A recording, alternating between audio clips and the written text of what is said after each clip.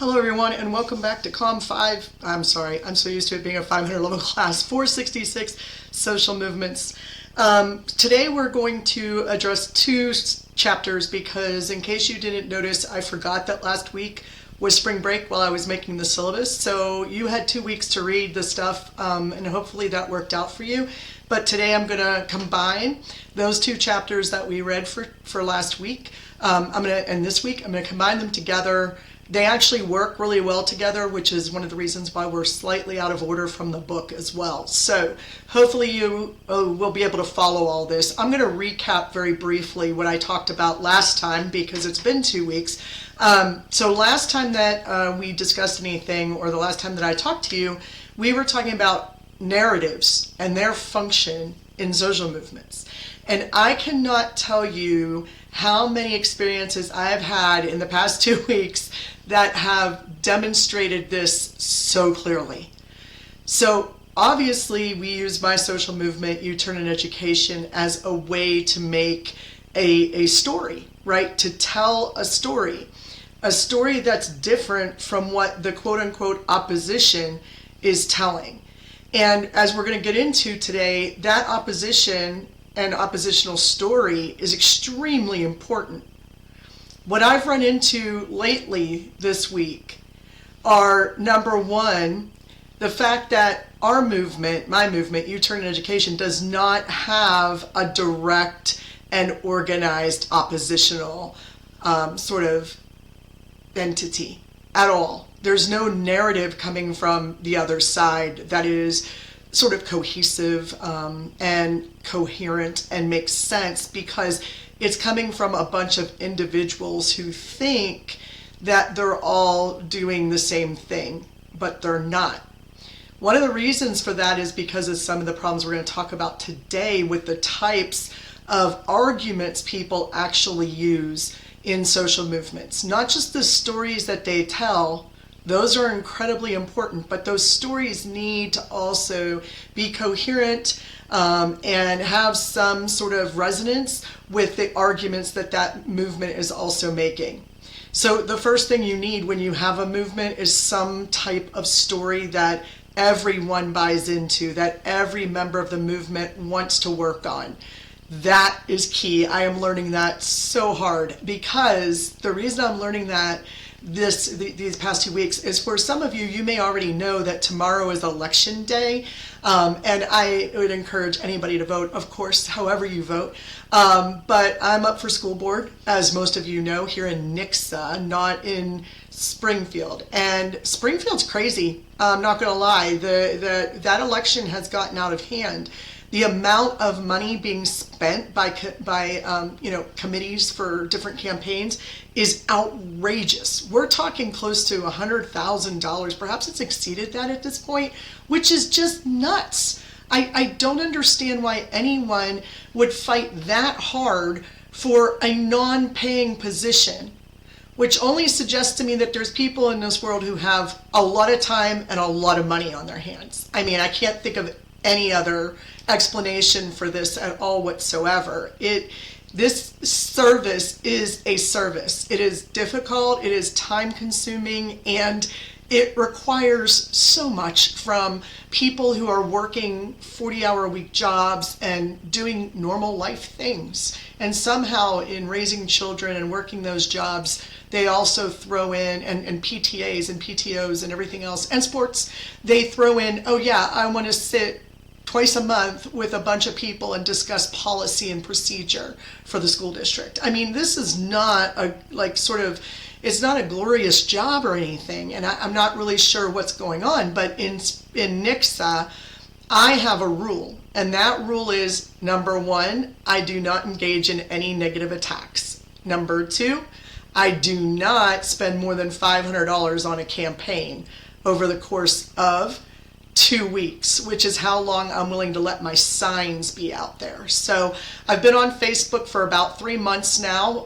sharing a message, a story, if you will, a narrative, and also making, I hope, good arguments based on policy decisions that school boards have to make. And then The last thing, putting signs out. I actually had friends get them 2 weeks in advance of the election. So not last Tuesday, but the previous Tuesday to put them out. I do not think that people need to be inundated with a bunch of cardboard or corrugated board all over the streets and yards for more than 2 weeks. I think that's silly. And I also have a rule that I will be at the polling place. I will go to as many as I can tomorrow. Hopefully meet some people, ask to be elected. I'll hold up my little sign and hopefully some people talk to me. And that's my goal. That's my plan for my campaign. And the fact that I can take off a day and go to the polls to stand around is probably an advantage I have over a lot of other people who might want to run for school board. It's an advantage I have over most of the school board members currently, to be honest with you. Reaching out and telling people your story is very important, but getting that story out in a way that makes sense. So that's what we've been talking about for the past couple of weeks. And today we're going to address the chapter from last week, which is political argument, using political argument in social movements, which sounds a lot more boring than it actually is. And secondly, we're going to talk about I believe it's chapter 11, that was the political arguments one. And then we're going to switch to I'm sorry, I've totally forgotten what the name of the chapter is. So I'm going to look it up again. I am old and my mind is a sieve. I literally just looked at this 5 minutes ago. Chapter 8 is political argument. Chapter 9 we've done already. Chapter 10 is about transcending opposition, which sounds a heck of a lot more interesting. I don't know about you, but I find that to be a lot more interesting. So let's get started on political argument and what we mean by that. So a lot of people think the term political arguments means that you're talking about a campaign or a particular person. And a lot of people think that the term argument means something different than it does. So let's talk about the term argument in terms of social movements, actually any campaign movement, in terms of rhetoric, okay? So I come at this from a rhetorical perspective, at least I hope you figured that out by now. And looking at social movements from a rhetorical perspective means looking at the persuasive strategies that are used and understanding all of the elements of persuasion that are going into any given situation, in this case, a social movement or several social movements, depending on how you want to look at them. An argument is not about being angry, right? Most people relate it that way. You know better than that. An argument is not about throwing out name calling. An argument is not something that you see in a bar brawl or even in academic circles. A lot of times arguments sort of disassemble themselves. They deteriorate very quickly into because I said so sort of arguments, which aren't arguments. So what is an argument then? Your book has a very clear definition of what an argument is, and I'll let you read that. But one of the things that definition includes is that in some way there is a tension created between two sides of an argument. Two sides or two different claims that are oppositional, and they come together in the middle. And in this middle where they clash, which is another word that your book uses, when they clash, that's called stasis, S-T-A-S-I-S, or stasis if you're with Dr. Morris's interpretation of how to say the word. It is Latin, so maybe. Stasis, S-T-A-S-I-S, is that moment there, that pinpoint between my two middle fingers here, where there's tension because the two oppositional forces are coming together. In a courtroom, it looks like guilt versus innocence, right? War and peace. These are the big things. I'm right and you're wrong, right? Whatever the positions are, it must be that one of them is correct. And there's multiple theories about whether that's true or not, okay? Whether one has to be correct and the other has to be wrong. Not always.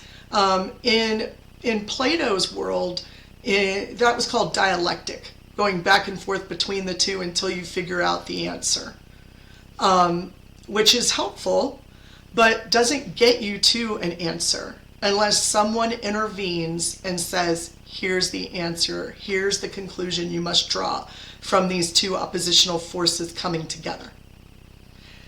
That would be the point where rhetoric begins. For those of you who've had me before, you know about this already. So the point where rhetoric begins, the point where we make choices not about what is or isn't, but about what is most probable and least probable. So rhetoric is the art of the probable, being able to argue for what might most likely happen. Political is the art of the possible. Okay, that's the term that a lot of people use. It's a line out of a lot of things. The art of what is possible is not the same as the art of what is probable. Political argument differs from your straight up, just standard looking at an argument, because it looks at what could be, not what is, not what has been necessarily, but what could be. So that brings us to the I've forgotten the name of the author already. That brings us to the model that you have in your book, and I'm going to give you the page number because this can get complicated. Okay, when we talk about, I just went to the wrong chapter again. Okay, Rossiter's political spectrum and the adjustment of that by your authors. Okay, when we're looking at those things, it could get really messy, right? But Rossiter does give us a very clear way of looking at what types of political argument there is and how that relates to certain types of movements. So when we look at the political spectrum, which I need to get you the page number for, I believe it's 215. When you look at that political spectrum and you look at the bottom of that, which is the, I believe that, or 216 has the adjustment, I think, model. When you look at those two pages and you look at those two models, what you get is a much better understanding of how the far, far, far, far left and the far, far, far, far right aren't that far apart from each other. And where you get just liberal and conservative is kind of like really close to each other, right? And so how we define these terms becomes incredibly important because the type of political argument that you're going to use generally is called forth by the type of movement that you're working with. Now for me, what kind of argument am I generally working with in U-Turn for Education? Well, I think that essentially I'm looking for, honestly, two. A progressive argument, but also a retentive argument.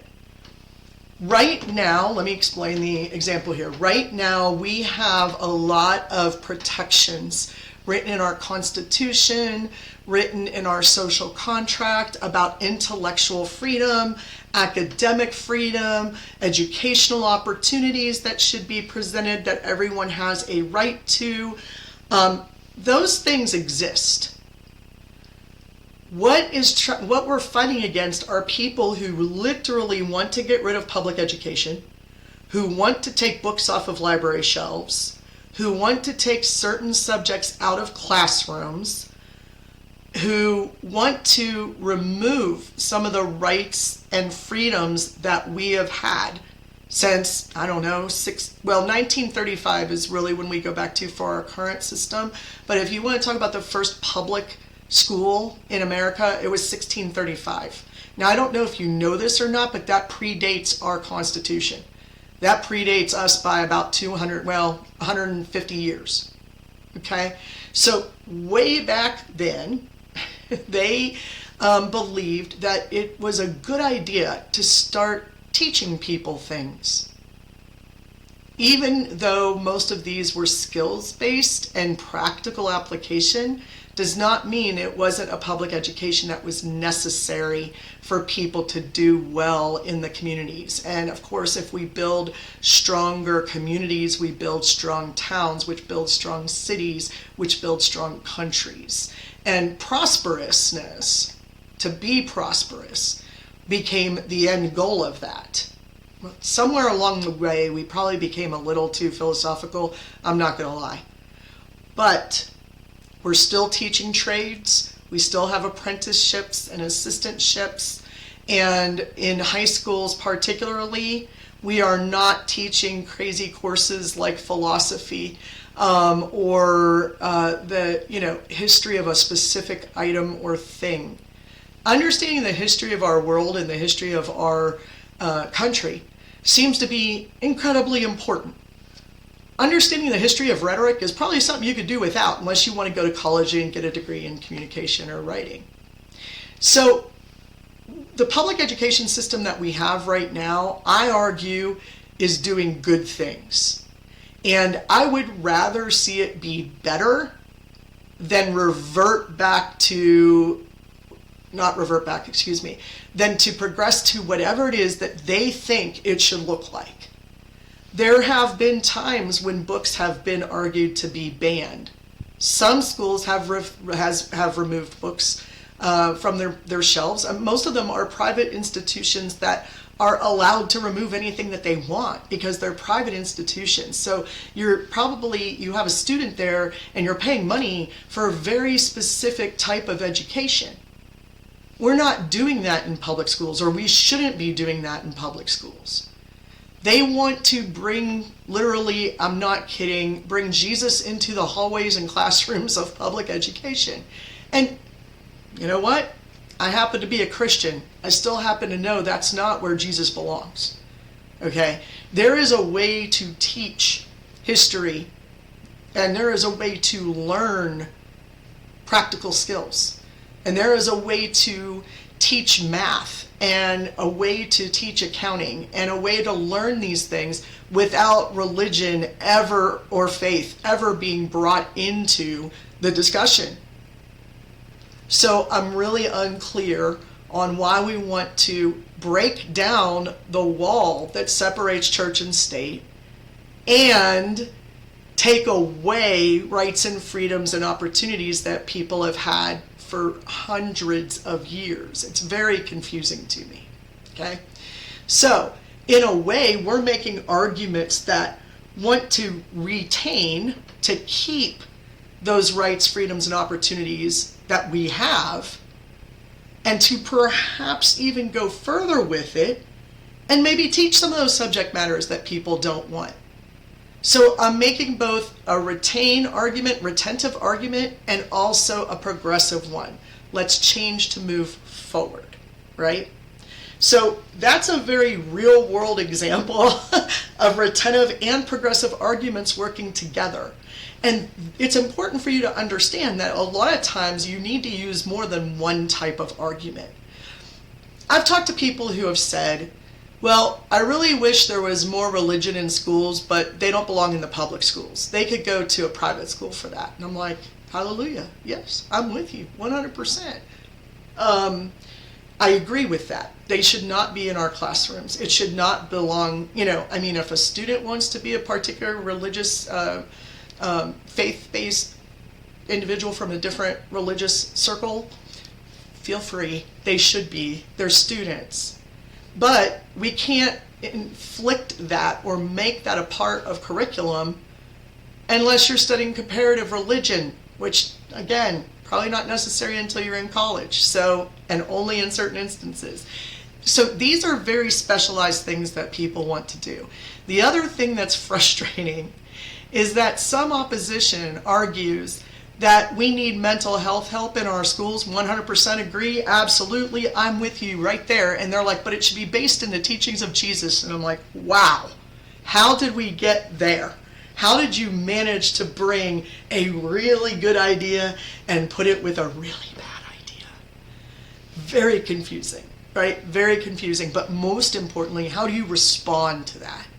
How do you say, I agree with the first part of your argument, but not the second part, without completely confusing your public? These are messaging strategies that social movements have to struggle with all the time. I'll give you another example. Now, this is a very political issue, so forgive me. I have had a lot of people tell me why Trump would be the best to elect in the next election in 2024. And I get it. I understand their arguments. Now, I have heard people explain why Joe Biden should stay the president in 2024. Good arguments. Okay? The question that I always end up having, and I think that the Biden campaign struggles with, and that progressives or liberals or Democrats struggle with, is that the Republicans / conservatives / well, I'll say Trump movement, the Trump movement has its one message. It's one story. It's one idea, one thesis statement. Trump is, well, literally I read over yesterday, I read an article that calls him sent by God, a literal miracle given to us by God, the second coming of Jesus Christ. Now, personally, I'm slightly offended by that, but my personal feelings don't matter. My bigger point is they have one singular narrative, one singular goal, and one singular message. And people on the other side of that, the people who don't want Trump to be president, whoever they are, from Republicans all the way to the most progressive left that you can get, socialists, I guess, they don't know how to argue against it, because there is no singular argument, political argument, on that side of the political spectrum. I don't know if that makes sense to you or not, but it's incredibly difficult if you have an argument that cannot be debated. There's no way to prove it or disprove it. What do you do?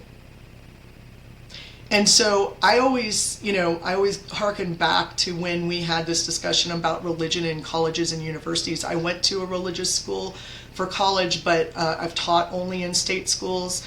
And it's interesting, the difference in how they do teach. Now, some people at my Jesuit university were able to separate religion from the subject matter that they were teaching, and I had a great appreciation for that. I did not hate it when they would say this comes from the Jesuit principle of whatever. I'm fine with that, because I was in an institution where that is not just an argument that people use and make, but it was supposed to be the kind of student studying and lifestyle we were supposed to be living. And when I say lifestyle, I don't mean that we had to sign something that said that everybody around us who isn't Catholic is sick or something like that. It was never like that. Our lifestyle for the Jesuits was contemplative. We were supposed to study. So we had to take extra courses in philosophy and religion. So we had a whole extra semester of courses, 15 hours, that we were required to take at John Carroll to give us that basis of philosophy and religion. I took demonology, which was great. I took angelology, which was fantastic. All of these courses don't sound like they belong in the realm of the Jesuit tradition, the Christian tradition, right? At all. But the reason we were taught them was because in order to be good at what they wanted us to be good at, which would be to advocate for the life that follows Christ, we had to know the opposition pretty well. And I'm sorry, reading about demons didn't turn me into a worshiping one. It didn't turn me into a demon. It made me question my faith, so I know my faith is not unchallenged. That's good. That's the lifestyle I'm referring to. Now, are there schools, colleges, and universities that require you to sign documentation saying that you will live a literally very specific lifestyle? You won't smoke, you won't drink, you won't have sex out of marriage, you believe that all gay people are sick and should be hospitalized, that is not part of God's plan. Yes, there are. I won't teach at those universities and colleges, and I won't attend them either, and I won't have my children attend them. However, If I chose to do that, that is a choice I'm glad I have to make. And if I want to pay for my child to have that, by all means. But in the public school system, for, I don't know, 12th grade and under, the thing that the law requires that we all have, that diploma, should never be influenced by personal preferences, right? It should not be influenced by my personal moral problem with war. It's not like I can say we're just going to pretend that war does not exist because I don't like it. I'm not going to teach it. We can't do that, right? Any more than we can say there's no illness in the world because I don't like illness. I wish that people weren't sick. I'm going to deny that I'm sick. I'm very sick most of the time. I'm going to deny that. I'm just going to walk away from it. I'm going to pretend that those people over there who are missing arms and legs and so on, they're not there. They don't count. I'm not watching them. We can't have a public education system that does that. How does that relate back to political argument? Well, some people would argue that to say those things, to put religion in public education, is a progressive movement, that it somehow moves us forward. I would argue that it doesn't move us forward. It's not a progressive argument. Instead, it's actually a regressive argument, and here's why. A lot of public education was brought on by the churches. They were the ones who offered public education. Now, is that bad? No. But back then we didn't require people to go to school. You weren't required to get a diploma. It was a course of study for your life, not a practical application. So, the concept of a free, government-driven, community-driven, basically, community-driven public school system, and the idea of the opportunities that that provides to people to better their lives, it seems like maybe we could stick with that basic principle.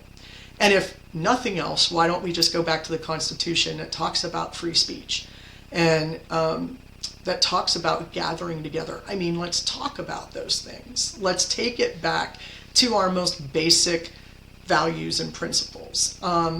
And for some people that just means religion, and for other people it means a civic discourse and practice. All right? So how do you separate those two? How do you make the arguments oppose each other, right? How do I say, well, I completely agree with you that we need help in the areas of taking care of our students' mental health, but we got to do that through Jesus. Like, there are two different arguments there, and some people merge them together. So one of the things that we have to be cautious with when we're reading about the political arguments of social movements is misunderstanding them as being something that they're not. Is it a progressive idea to talk about mental health in schools? Absolutely. It's pretty new, really, to be honest with you. When I was in high school, we had something called Students Opposing Suicides, SOS. Back then we didn't have a problem saying that word, and my parents did not have a problem with me being involved, even though I myself was not suicidal.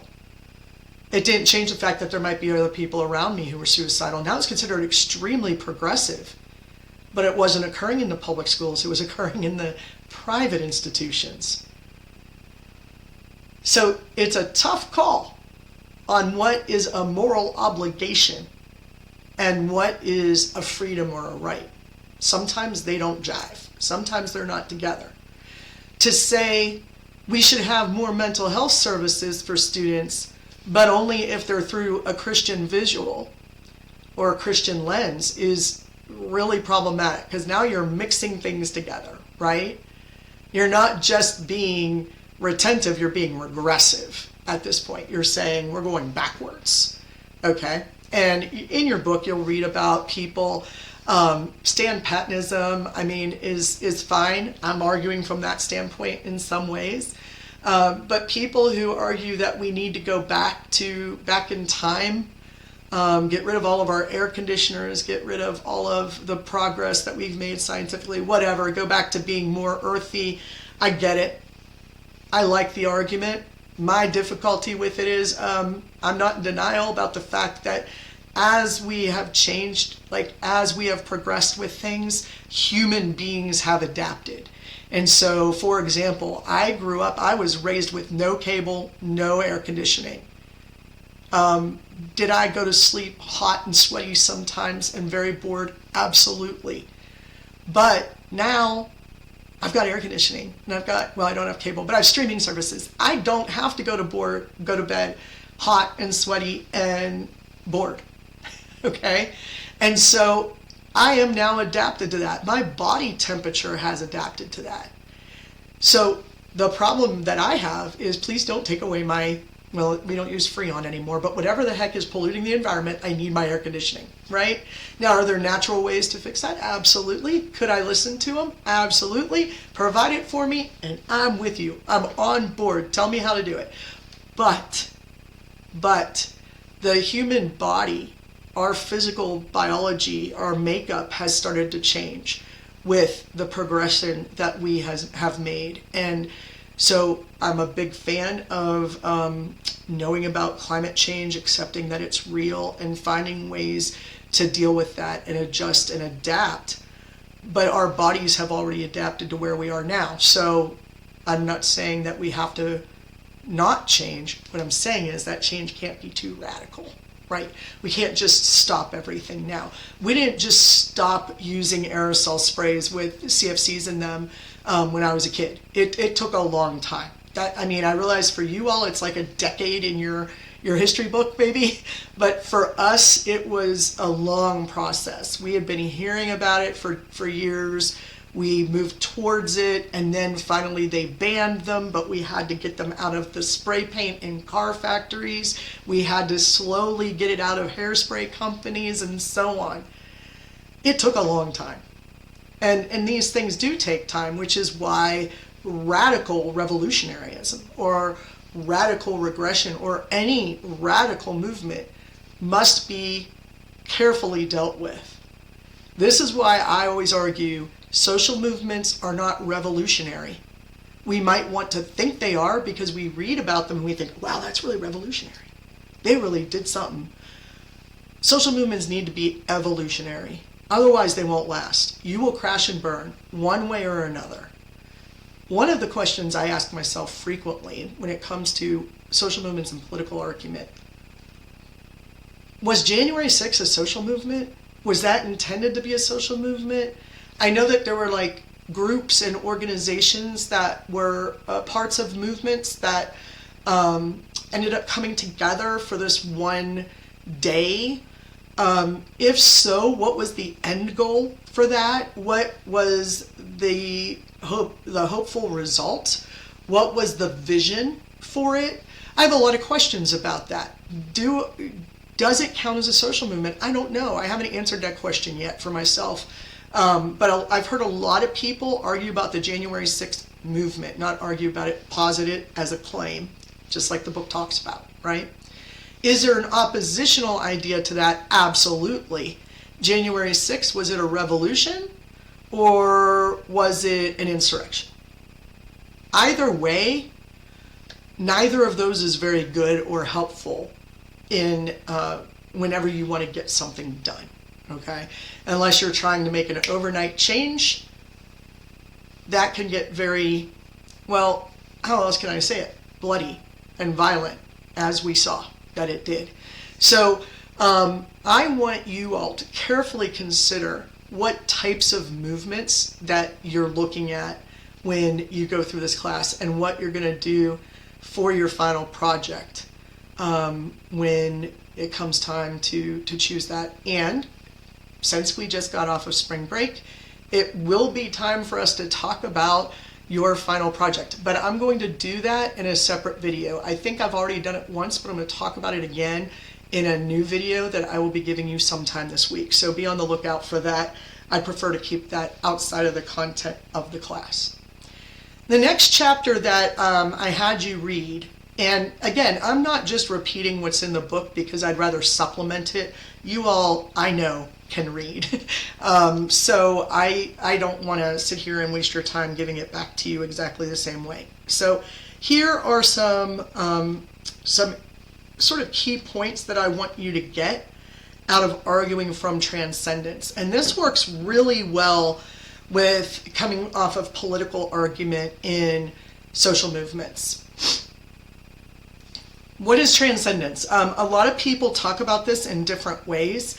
To transcend something means to get beyond it, to be not necessarily above or below it, but beyond it in one way, shape, or form. Ahead, but behind, whatever way that you're going to go. Transcendence is getting you out of the argument that you're in and putting it somewhere else. And hopefully, in doing that, making something better, making the argument better, or making the position of the movement better, and so on. What are some examples of transcendence? Well, most of the time when I see transcendence, it is based on the fact that we live in a hierarchy and that people are trying to get above or behind or in front of or something below something in that hierarchy. For me, my arguments in social movement, or my arguments in my school board campaign, they have to be transcendent of what we currently practice, but they have to be better than what we currently practice, right?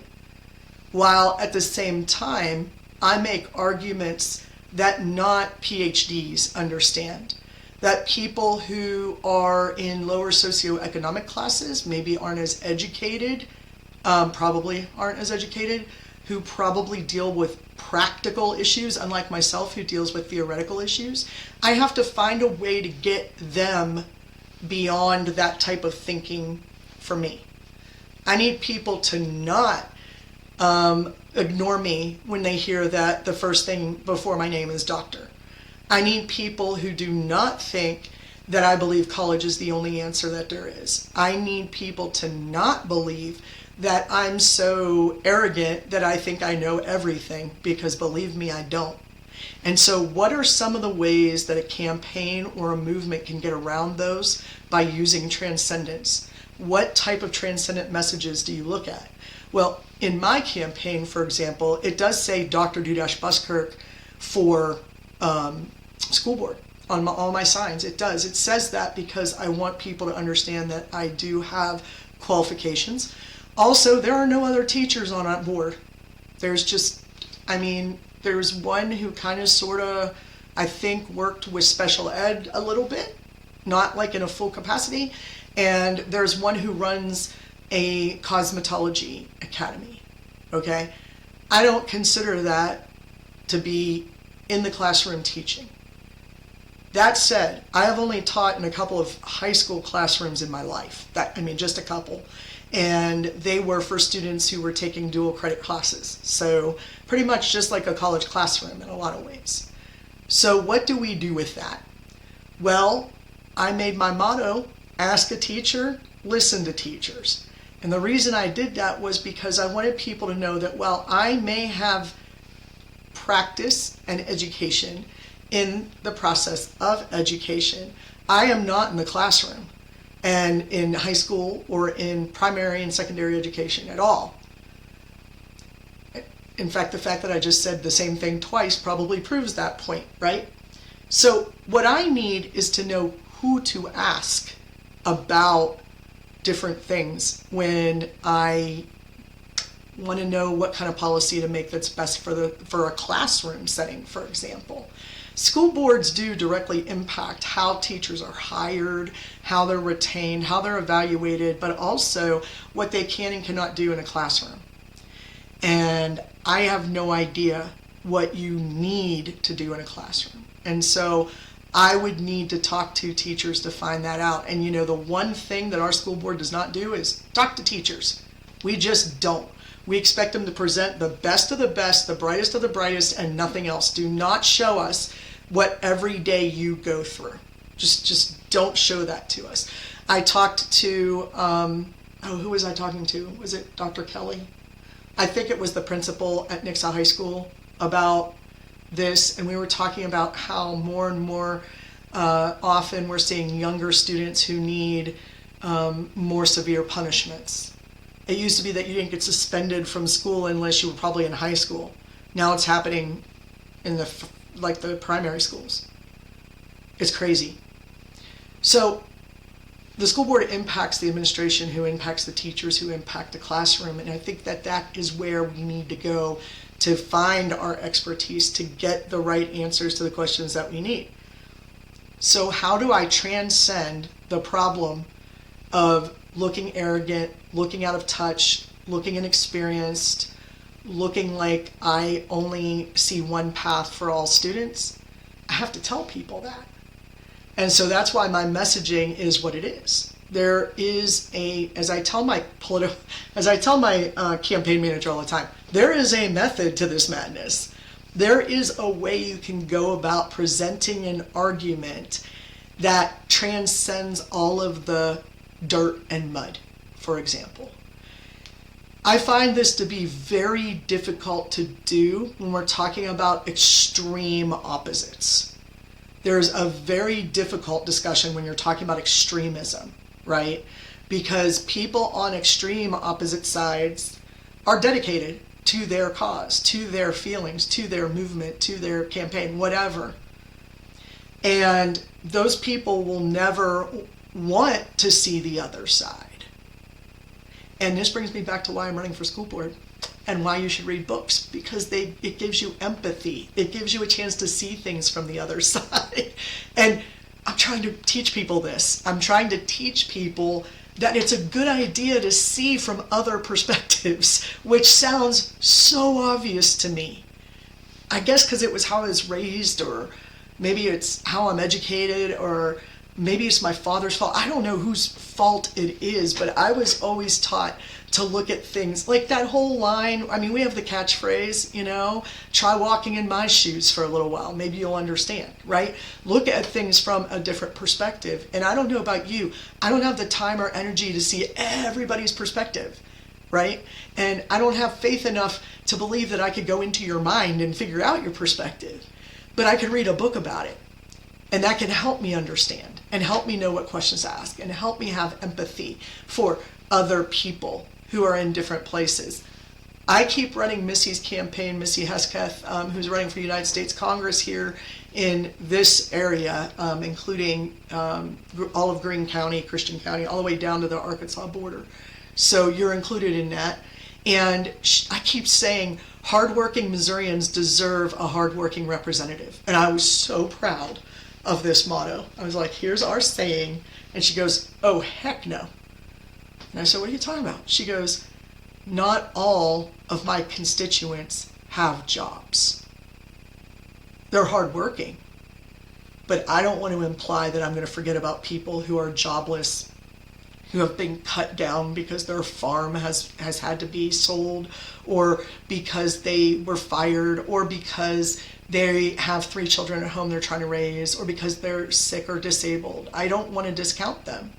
And I thought, oh my gosh, I have been studying political communication for how long, and look what I just did.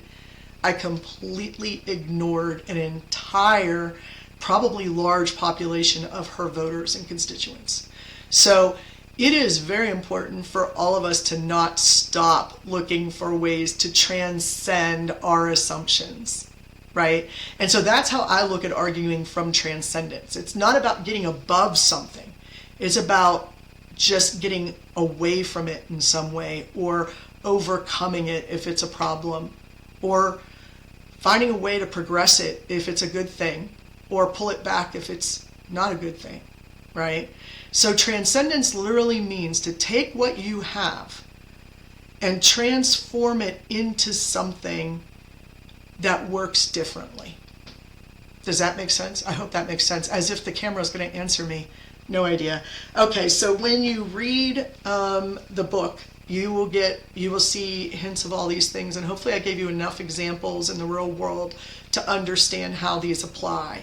And to be honest with you, if I'm doing an analysis, a rhetorical analysis of a social movement, understanding what their political arguments are, as well as their transcendent arguments, as well as their narrative, are all, and more, by the way, it's coming. Those are things that I need to understand in order to be able to analyze the entire message of a movement or a campaign. Next up on our agenda, I believe, is going to be chapter 11, and that is selling conspiracy theories and skeptical arguments to skeptical audiences. My brain moved way too fast for my mouth. Very exciting. I love conspiracy theories. Not because I want to adopt them, but because I love reading them. And I sometimes wonder if some of the things that I believe are conspiracy theories. I've got one thing that I firmly believe to be true, but have absolutely no evidence for it. So I think it qualifies as a conspiracy theory, almost 100%. So what I am going to do is I'm going to record that video for you later this week that explains what your final project needs to be, since that's coming up in about a month. Yeah, ish. A little more than a month. And I am going to also probably put something up on the discussion board for you about conspiracy theories, and maybe ask you if you believe in any conspiracy theories, or what's your favorite one. You might want to start thinking about that. And if you're wondering why we're reading about conspiracy theories and selling those to skeptical audiences, it is because a lot of movements start from conspiracy theories. And I will leave you with that exciting statement, and I will see you all later on this week, hopefully, and hopefully you learned something today. If you have any questions, as always, just text or email. Talk to you soon.